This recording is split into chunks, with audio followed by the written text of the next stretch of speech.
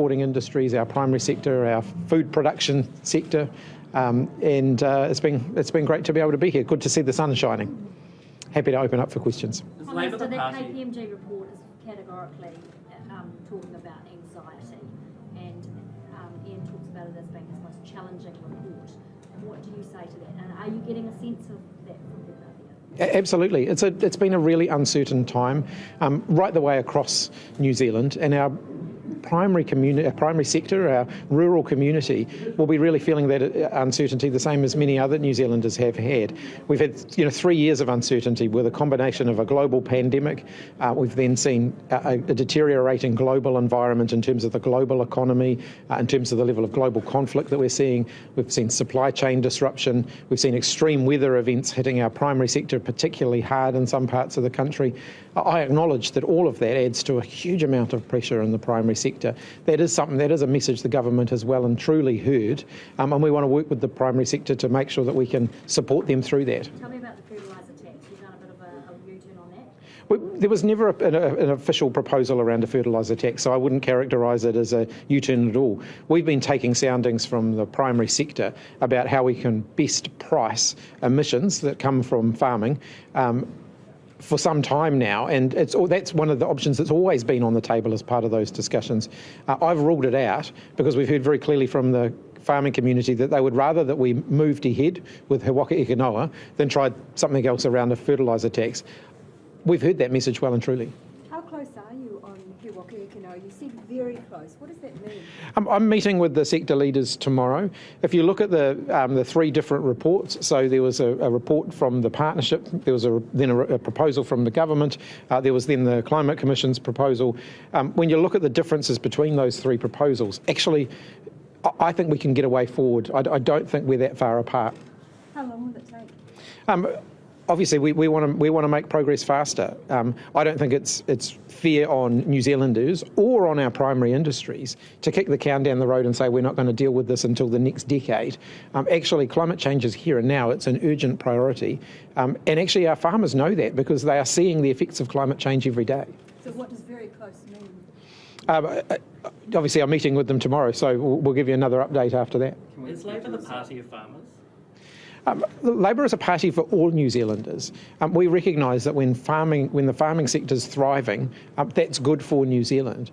But we also recognise that the farming community have a really important role as kaitiaki of our natural resources, guardians of our natural resources, to make sure that we're preserving the environment for future generations as well.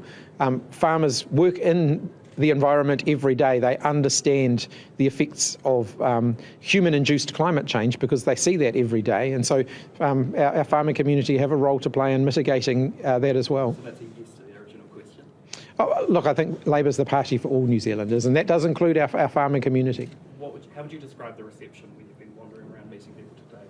It's been mostly positive. Look, I haven't met anyone who's wet. I haven't met anyone who's whiny. I haven't met anyone who's inward looking. I haven't met anyone who's really negative. Admittedly, I haven't run into Christopher Luxon yet.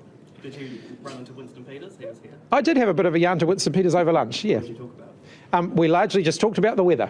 Do you accept that you won't retain the rural voters won over in 2020? Look, I'm out to get every vote that we can possibly get. Gene editing is a big thing KPMG is calling for. They're saying, let's stop talking, let's start doing. We need to be more competitive. Where are you going with that, and what can you offer in terms of assurances? We'll continue to move forward cautiously. I think we need to be careful here that we don't plough too far ahead and expose ourselves to too much risk, recognising that some of our export industries, for example, make a virtue of the fact that they are GE free. They literally put it on their labels. And so they'll have some anxiety around moving too fast in this area. But science has evolved, and there are amazing opportunities for us. Just this afternoon, we're going to be actually talking about how science can help us to get a better pasture. So I think we do need to make sure that we're continuing to follow the science closely, and that does include continuing to have the discussion around gene editing and how that can support us and how that can help us.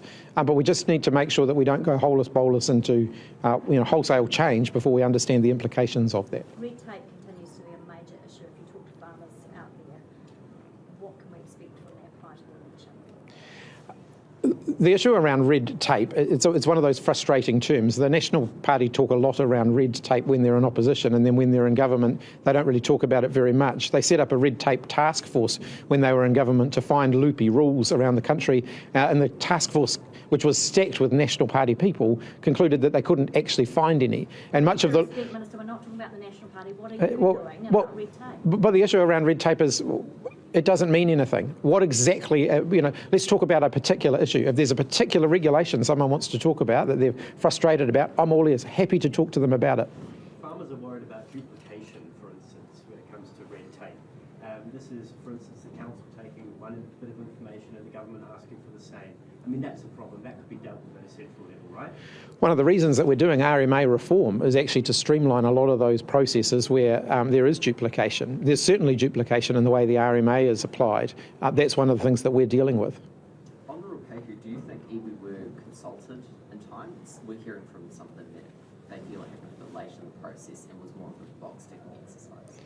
We'll continue to talk to them. My understanding, the feedback that I've had is that iwi have been involved right the way through these conversations, but we'll always continue to talk with them. The feedback that I have had from my engagement with iwi leaders in the central North Island is that they recognise how critical the ski fields on Ruapehu are for local employment, and including for their people. I know that they also want to have conversations with us, though, about how making sure that when the revival of those ski fields, that they can make sure that it is local people who are benefiting from that. We're all up for that conversation. We're in the Waipara district today. You're wearing an MPI jacket. There are golden clams in the river, only several kilometres from where we're standing. Why has it taken the best part of 2 years to locate these things? My understanding is that within a couple of weeks, literally, of being notified of it, they were doing the water testing, they were getting the results that they need, and they're now working out, how best to deal with the issue and how best to respond. MPI are well placed to do that. We've significantly increased the resourcing that they get around biosecurity. I think MPI have a proven track record here. If you look at the work they've done around Mycoplasma bovis, for example, and leading the work to eradicate it, I think we do need to trust them to do that, and they'll have the full support of the government in the work that they are doing. And I would encourage members of the public as well to listen to the guidance that's coming out, because there is some guidance coming out around how people can help to reduce that risk. But for 2 years, they were up creek without a paddle. They didn't find these things for 2 years, given their regular surveillance and so on. That's a failure, surely. Look, that's a question for them. Labour, a lot of rural districts voted Labour in the last election. Do you think those votes are sticking around? Look, I'm out to get every single vote that I can. I'm not ruling. I'm not writing off any segment of the voting population. I want to get as many votes as we possibly can. But you and your ministers are spending quite a lot of time at Fieldays, and you've got a pretty big contingent of your ministers here. Is that a sign that you're at all concerned about the rural vote? Well, it's a sign that we're governing for all New Zealanders. In addition to being here as Labour MPs, of course, we're here as the government. And our primary industries are such an important part of New Zealand. They're a major part of our economy. You would expect the government to be represented here and to be positively engaging. That's exactly what we're doing. And you said the reception was mostly positive. What concerns have you heard raised that you might be able to take on board? Oh, when I said mostly positive, I mean, you get constructive conversation. People who are saying, look, we're really concerned about this issue. We really want to see this issue addressed. You would expect that in a forum like this, but I haven't had any negativity. I think people are looking to the future, and they want to look to the future with optimism. So does the government. But that constructive criticism, is that around things like He Waka Eke Noa, or are there any other specifics that have kind of come out that have been constructive? Oh, we've been talking about many of the issues that have been front of mind for the sector. So if you look at the KPMG report this morning, biosecurity is certainly front of mind for many sector leaders. We've been talking about that in the work we're doing around elimination of Mycoplasma bovis, something that I'm really proud of as a country. Not many other countries in the world will have even attempted this, let alone succeeded, and I think we're going to succeed in doing that. I'm also aware that front of mind are labour shortages. We've got a difficult balancing act to get that right, but we continue to work with the sector on how we can best address issues around labour shortages. He Waka Eke Noa, of course, is an ongoing conversation, but also our exporters want to know that they're going to have longer term future access to export markets, and they know that our reputation around sustainability is a really critical part of that. Previously, the government has talked about the need for a conversation around genetic genetic modification. Have you called for a specific review into the regulation? It's not something that I specifically have done much on in the last couple of months. I've only been the Prime Minister for a few months, but it is an area where I think we can proceed cautiously. I certainly believe that change is possible and there is room for change. I don't want to go wholesale into major change until we fully understand the risks around that. The science has changed, the certainty around the science has changed, and therefore the risk profile has changed. That opens up opportunities for us to look to do new things. There is already scientific progress being made using gene editing, and we're not turning our back on it. Nationals characterising it as a U-turn on gene technology. Is that not how you would characterise it then? I just think it's another one of those ridiculous arguments from the National Party that sort of seems to be more about a slogan than any substance. Just tell us about your 17.7 million that's embargoed until later today. What exactly are you assuring farmers about that money and how it will be spent? So this is around R&D. So it's about supporting the sector, particularly to look at areas like greenhouse gas emissions and how they can bring down their greenhouse gas emissions. So it includes things around, scientific advances in livestock, for example, so that we can reduce the amount of methane being emitted by cattle. And it includes a range of other initiatives, including grazing practices and how science can help to inform grazing practices so that we're producing fewer emissions. I think it's exciting stuff. It is a really good example of how government is backing the sector, backing the industry to improve themselves. Is there enough technology available at the moment for farmers to measure and reduce their emissions? We've seen some amazing examples of that while we've been here. I think anyone who's walking around the stalls here will see that the technology that's on offer in a whole range of areas, but particularly around environmental management, is enormous, and the potential there is enormous. Is there enough right now? There's certainly the technology is there. I think what we've got to look at is the scale and the speed of deployment of that technology. And what are the sticking points with He Waka e Kanoa, would you say? Clearly, there's issues around just sequencing. We're still working through conversations around sequestration and how that relates to pricing. But I don't think we're that far apart. Just on public transport, have councils raised concerns with you that they won't be able to implement half-price fares by the deadline? My understanding is that conversation is ongoing. The money's there, the money's ready, so that as soon as they're in a position to be able to implement it, they can do that. Obviously, I think it will be frustrating for people if they're not in a position to be able to implement that quickly. That ultimately is a matter for councils. The government subsidy is there, available to them. On the Kermadec Sanctuary stalemate, is that dead in the water, do you think? Obviously, we're disappointed by the recent moves there to block the progress that we felt was being made. This has a long and checkered history, as people who have followed the debate will be aware.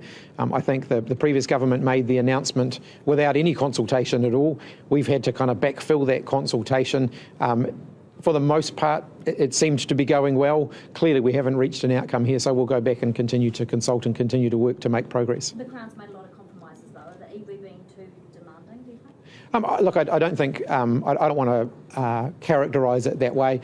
Let's continue to have the conversation and make sure we can find a way forward. Where to from here? Continuing to talk, because I think we do want to find a solution here. How flexible are you on the timeframes for He Waka e Kanoa? Is that set in stone, or have you got a bit of wiggle room? There's a degree of urgency here. Clearly climate change is with us. It's here, it's now, and it's affecting the primary sector. They see that, our farmers, our growers, they'll see that every day, and the weather patterns that they're seeing and the effects that has on their day-to-day lives. So I think there is an acceptance that we have to take climate change seriously. We've got to make sure we get a system that works. We're working with urgency to do that. So no change that you see to the timeframes already there with the backstop 2025? I'm sure that there'll be ongoing conversations about that, but we're certainly not taking our foot off the pedal in terms of making progress. Do you think an agreement could be reached by the election on that? Look, we'll move as fast as we can, and obviously we want to continue to talk to the sector and see if we can get that agreement. Food prices Yes. are stubbornly high, 12.1%. Are you doing enough on that to curb them? What we've seen, I mean, it depends on the point of measurement you take, so what the time period is. So we've seen on a month-by-month basis that things are getting better in food prices, but of course it takes a while for that to work its way through in terms of the longitudinal series of data that we look at on food prices. I think it's another one of those areas where there is light at the end of the tunnel. We are seeing inflation starting to come back down to within the target range, and that, of course, is one of the measures of food. Food prices are a big part of that. So we're making progress. We want to get the inflation back down, because that is the thing that's eating away at Kiwi household budgets. Yeah, the average New Zealander wouldn't say that they're coming down or even feeling it for some time. There's a difference between coming down and stabilising so that they're not growing as fast as they were. We don't necessarily want food prices to tank, because that's not going to be great for our food producing sectors, but we do want them to stabilise so that they're not growing exponentially in the way that they have been. Okay, thanks everyone.